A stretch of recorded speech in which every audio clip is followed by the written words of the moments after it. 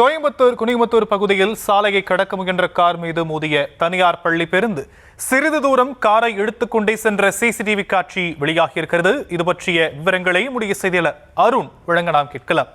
அருண், விரிவான விவரங்கள். வணக்கம். அதாவது கோவை குனியமுத்தூர் ஆத்துப்பாலம் சாலை என்பது வழக்கமாகவே போக்குவரத்து நெரிசலுடன் காணப்படக்கூடிய சாலை. ஏனென்றால் இந்த சாலையானது கேரள மாநிலத்திற்கு செல்லக்கூடிய முக்கிய சாலையாக கருதப்படுகிறது.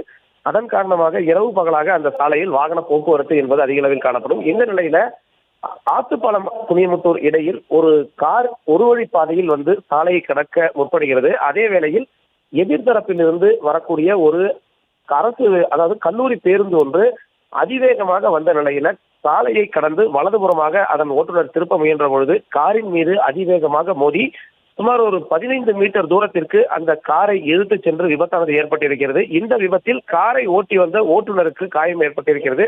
அந்த ஓட்டுநர் அரசு மருத்துவமனையில் சிகிச்சைக்காக அனுமதிக்கப்பட்டிருக்கிறார். இது தொடர்பான சிசிடிவி காட்சிகளானது தற்போது வெளியாகி அதிர்ச்சியை ஏற்படுத்தியிருக்கிறது.